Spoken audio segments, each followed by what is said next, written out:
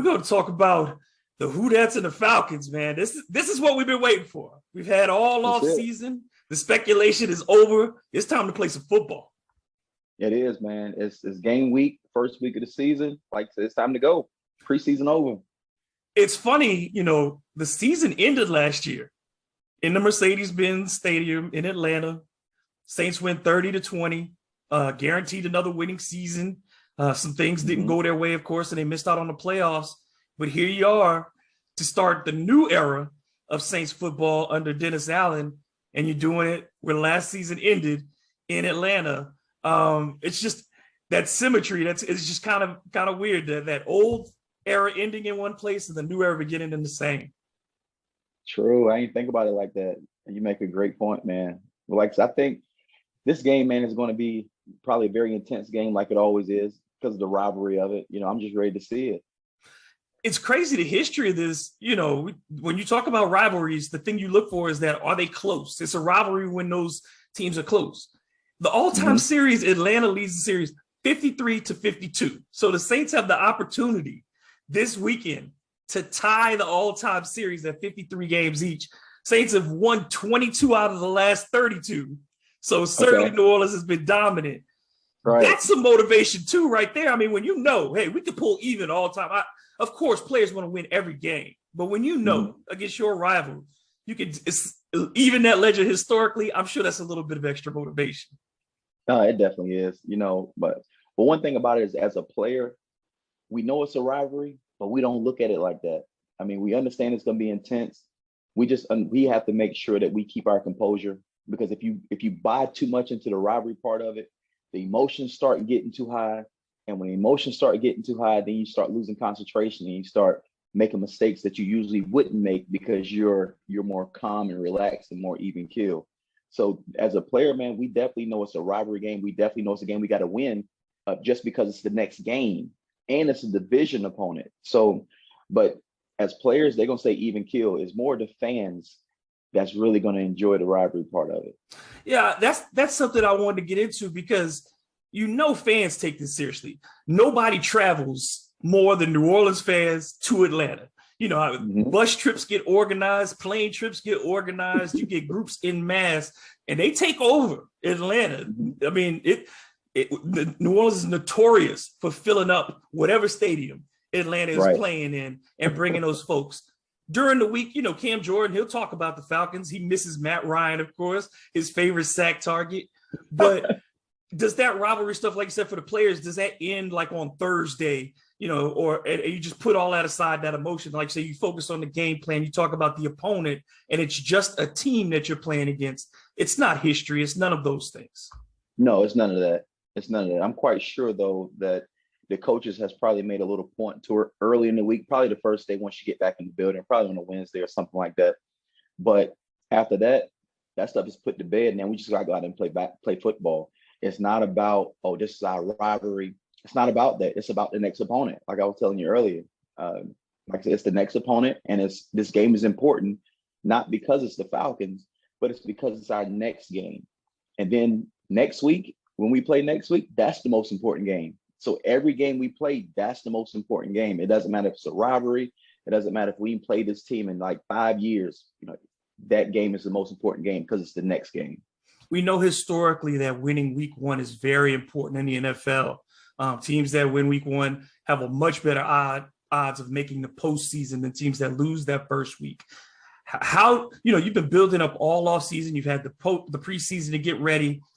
What's different about those week one preparations compared to every other week of the season? The difference is that you're just coming out of camp.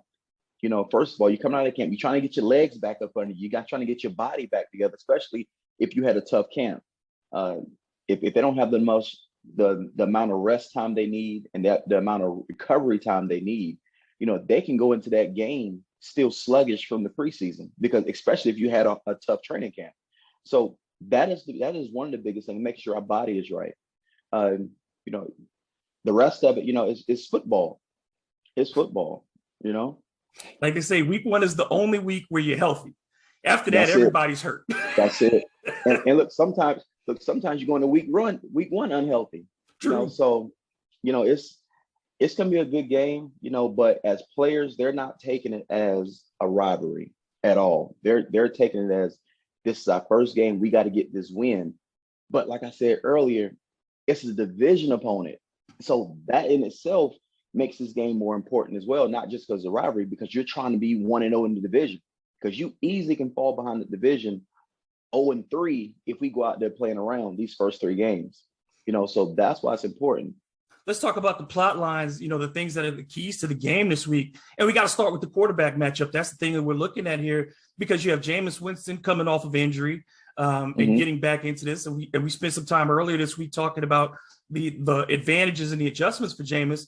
And he's going up against Marcus Mariota, who hasn't made a start in the NFL since 2019. So he's also coming back from some rust and a new offense as well. So you got 2 quarterbacks with relatively new personnel around them for both of them, adjusted schemes, and coming off of a break. How tough is that for those quarterbacks in establishing their rhythm? And what can the coaching staffs do for the Saints defense to break Marcus Mariota's rhythm, make sure he doesn't get into one, and for the offensive side, get Jameis into a good one early? So for the quarterbacks, the best thing that can happen for the quarterback is get the run game going. That way they can see yardage. They can see us gaining yards without them having to make a bunch of mistakes or having to make a bunch of decisions. And then next, on top of that, the first throws when they come out, just some little dink and dunks just to see them get the ball completed. It does wonders when a quarterback can see the ball get completed. That just continues to build his confidence. The more balls he complete, the more his confidence start to build. But on a defensive end, the way we can kind of stop Mariota, the best thing that we can do is stop the run. Because like you say, he hasn't been out there in a while. He hasn't thrown the ball in a while.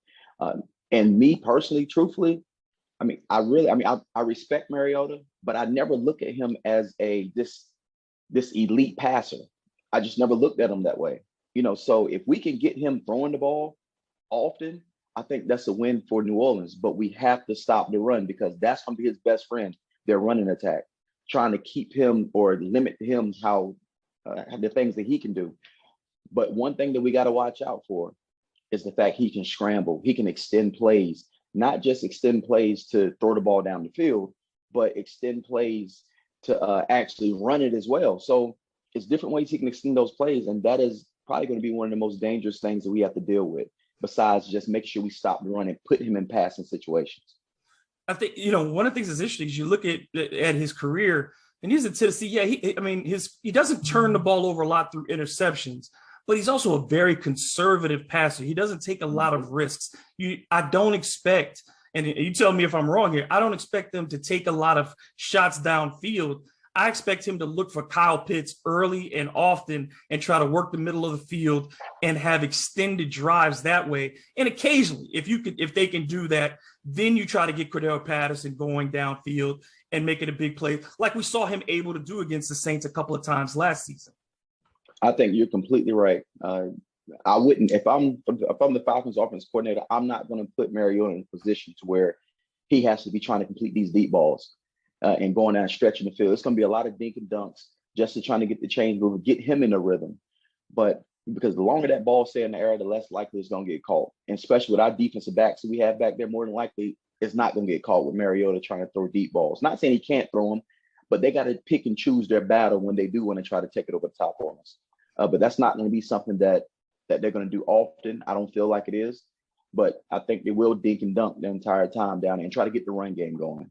The offensive lines for both sides, again, every game is won in the trenches. Saints have a lot of changes in the offensive line as far as some new players rotating in, not having Trevor Penning, who, your first round pick. But the Falcons, too, a team that last year was dead last or near the bottom in every offensive category, scored under 20 points per game. And we know the Saints have traditionally feasted on their offensive line.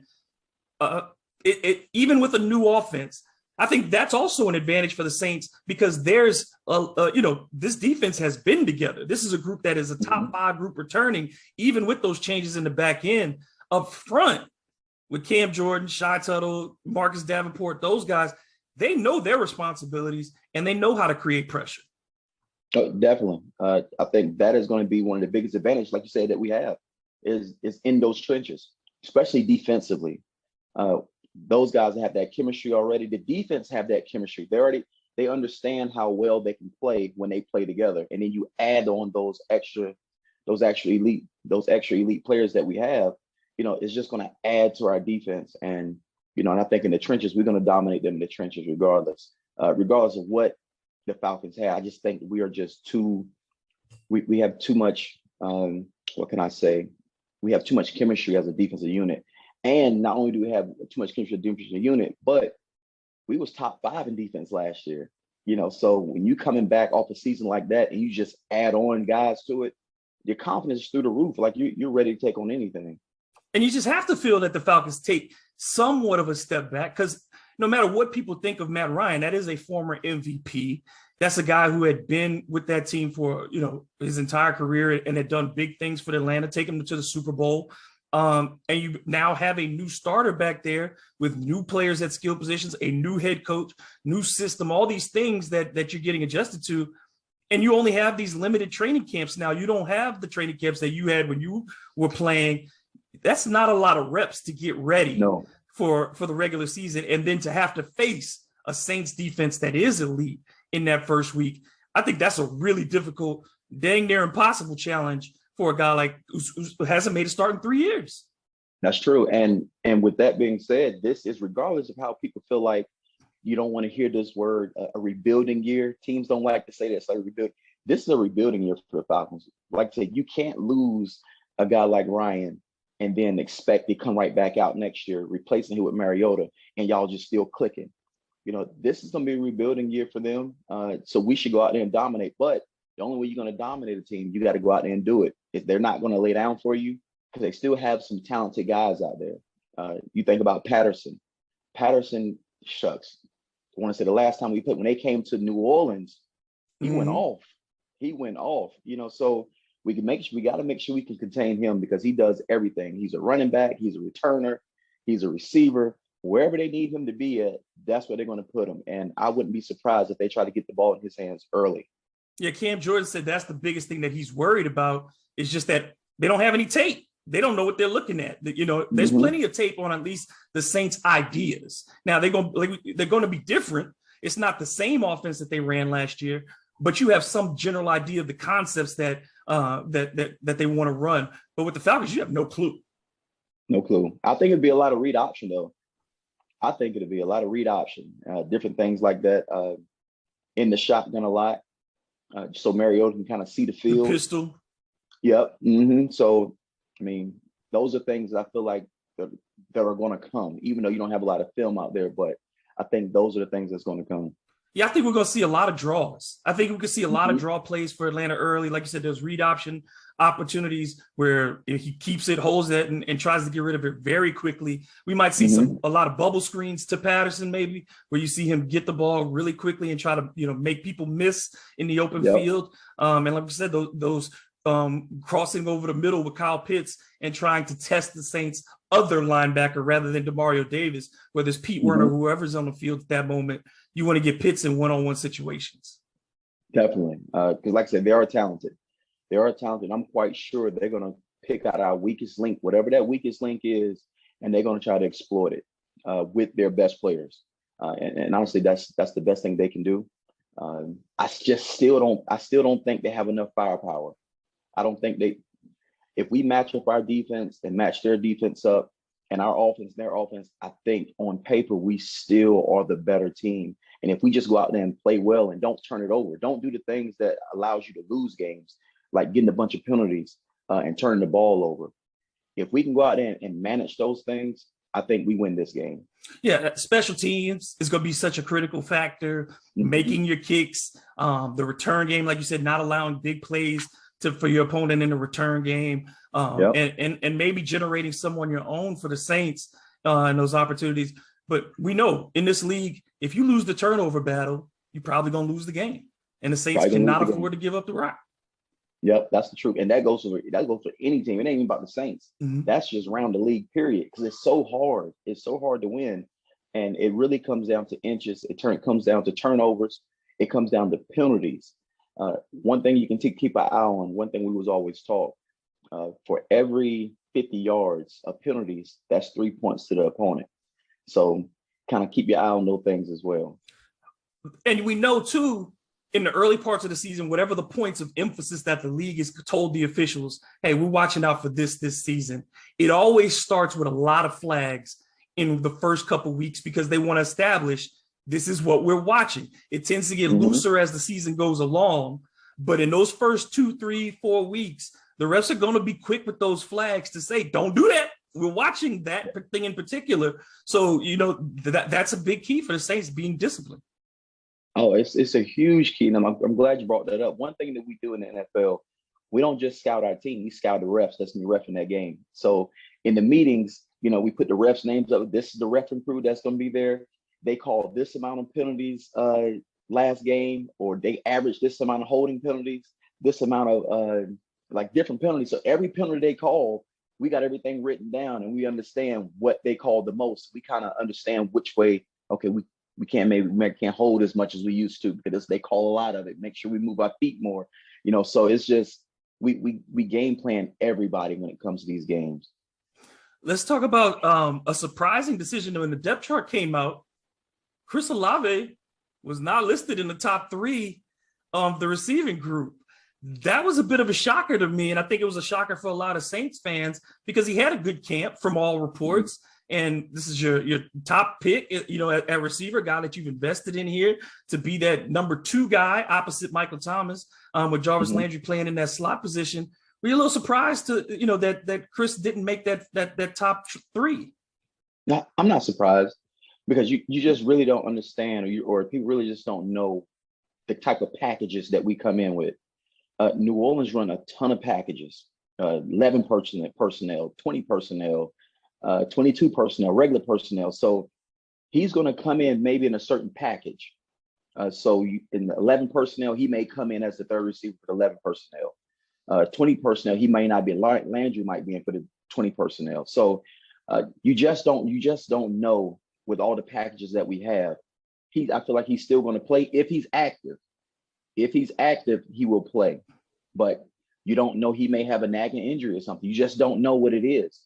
So, but I feel like if he's active, he's definitely going to play. He's not going to be on that sideline just sitting there. But it may be different packages that personnel packages he come in with.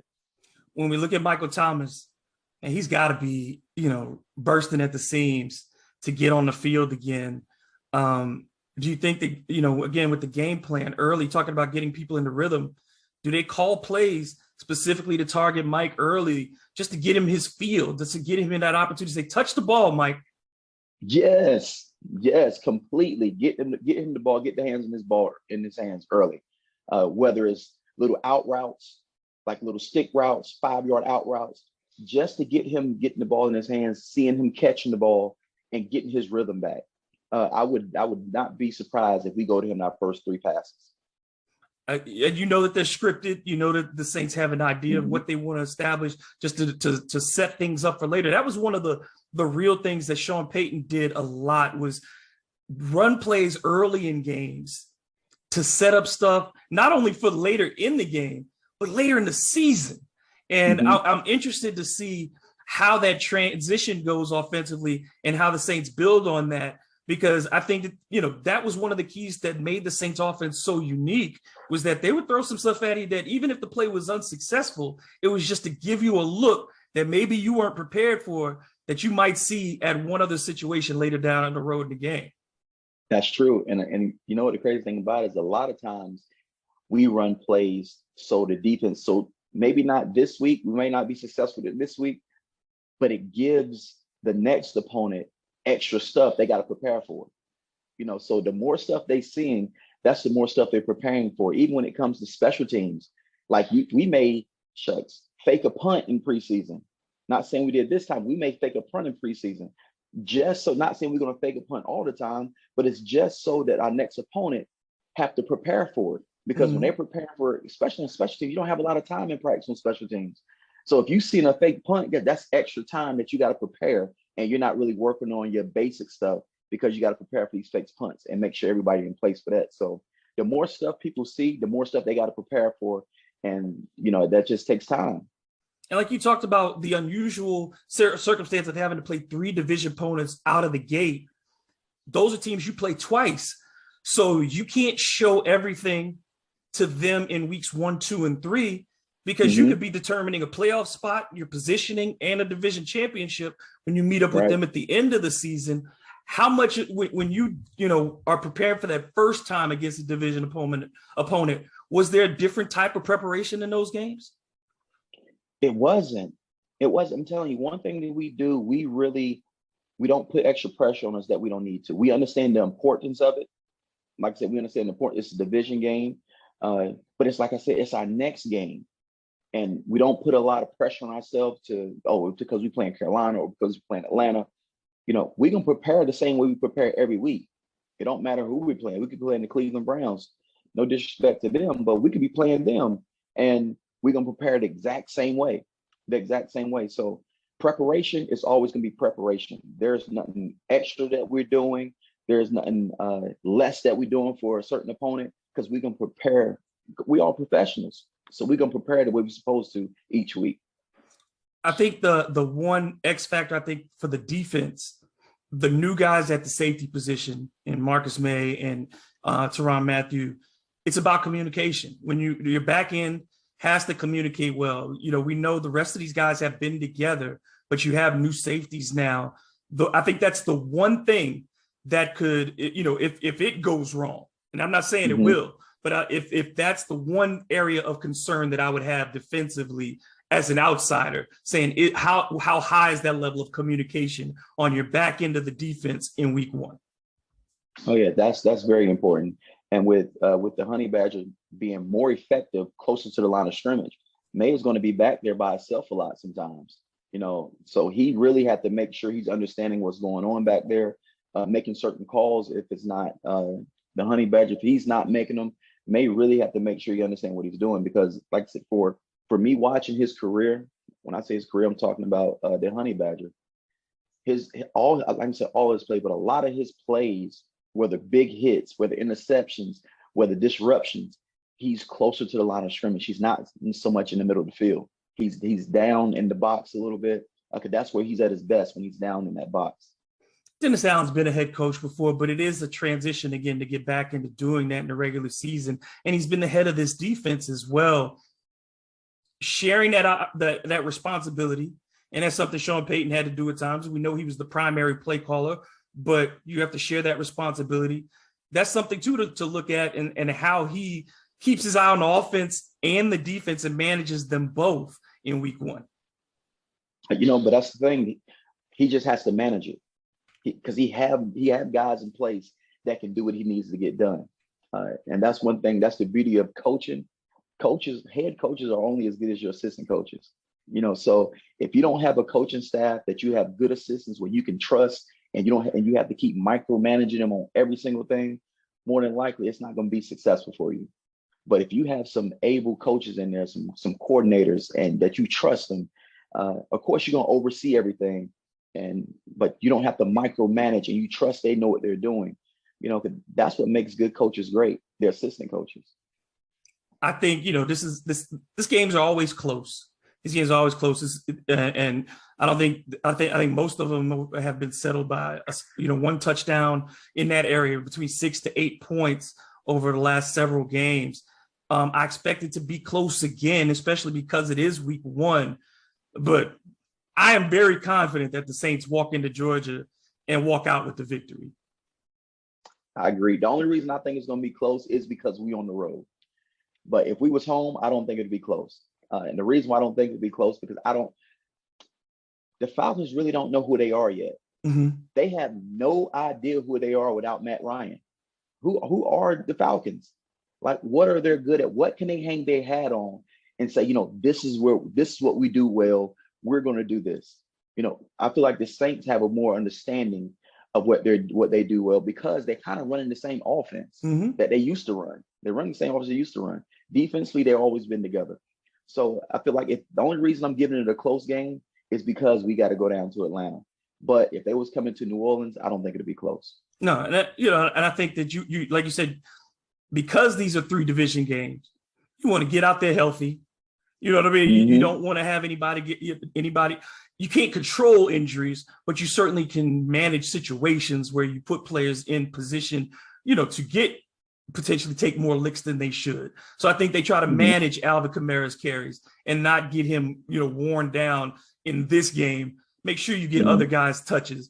You want Mike Thomas to get touches, but he doesn't need 15 catches in week one. It's a long Right. season. The same, like you said, with the depth that you have, you can work in so many guys in this game. I think that also keeps it a little bit closer too, is because the Saints don't have to put the pedal all the way down to the metal, I think, to win this game. Yeah, but like I said, they don't have to put it down to the metal, but trust me, they got to play. Oh, they got to play. They got to play. You don't take it lightly, but I'm saying, you're not going to you don't have to go all the way to the bottom of the bag of tricks. You shouldn't have to. Have to. And I think by the fourth quarter, some guys should be able to be on the sidelines, and getting some of these younger players or those second tier players some opportunities, some snaps, and some reps that you're going to need, because with that extra week and only one bye and these, all those things, you're going to need those guys when you get to week 11, 12, 13. You're going to need them, man. And the biggest thing that can help us, and it was kind of like we was talking about with Atlanta, if we stop their run game, if we can get our run game going, it just makes the game so much easier. It makes the play calling so much easier. It relaxes your quarterback. Your offensive line is not sitting back on their heels the entire time, pass protecting. You can keep their defensive coordinator on his toes because he don't know what you're going to call. We got to establish the run game. And that run game will open up the play action pass for it and do exactly what Winston want to do, throw that ball down the field with the play action pass. So we got to be able to run the ball and establish a run game first. So I wouldn't be surprised if Pete come out, probably the first 3 or 4 plays, run plays. I think shorten the game, get in, get out. Let's make it a short 60 minutes. You ain't trying to play 3 hours and 30 minutes of this game. You want to be, it starts at 12. We won't be done by 2:30, man. Let's get out of here. Let's get out of here, go enjoy the city and get out, have your party in their town and get back on their plane and come home. Well, it's funny you say that because when we played, we never liked playing the late game. That 3 o'clock game, we never liked playing the late game. We always want to go, let's get our game out of the way. Let's go and get our stuff done with, and then we can just relax and just chill for the rest of the day. So nobody really likes playing that 4 o'clock game on the East Coast. Now we love playing the night games because it's a night game. That's on primetime TV. But them 4 o'clock games, let's go and get it out the way early. Let's go and get them games over with. Get that rest back in, man. It's a little more time, and people just don't understand. Mm-hmm. Every bit of opportunity you get to recuperate, to get into the tub a little bit earlier, to start resting that body again and getting ready for that next game. Man, you want it. You want every minute of it. Yep. For real. If you had to pick a score, what would you say that this game is? I'm gonna go 24-21, New Orleans, and I'm giving them 21 because I feel like they score a couple. I think they score maybe 10 points in the fourth quarter, probably the Falcons. So I'm gonna give it 24-21, New Orleans. And like I say, I'm giving it close because they are in Atlanta, and it's hard to win games on the road. It don't matter how good you are or how bad the other team is. It's hard to win games in the NFL, and it's hard to win on the road, period, especially against your division rival. So I'm going to give it 24-21 New Orleans. I'm going to say 27-20 Saints. I'm going to say 27-20. I think there'll be a couple of big plays. I think they give Jameis the opportunity to show the arm and see what he can do downfield with those guys. And I think they pull it off 27-20 and come back home, 1-0. 1-0, and that's the perfect way to start 1-0, especially in the division. So I'm excited about it, man. Brother, we're going to be able to talk about this, when we get back together next week. But NFL football is here for real. And for the next 18 weeks, man, we're going to be with y'all 2 times a week, bringing it to you. And y'all be here because we're going to have guests, we're going to have insights, and only the way we do it here on Believe in Saints. So, TC, man, you got any final words before we get up out of here? Not at all, man. Not at all. Let's go on to get this win and come back so we can talk about it and not talk about us maybe getting beat. let's keep this thing going. We'll bring back the eating the dub for James. Right. You go out and you get this one, brother. And we'll bring it back, and we'll be happy to talk about it. But I'm excited, man, and I'm looking forward to a great season with you. And let's do it again. So for Terrence Copper, I'm David Grubb. This has been Believe in Saints. Y'all have a great weekend. Enjoy the game, and we'll talk to you next week.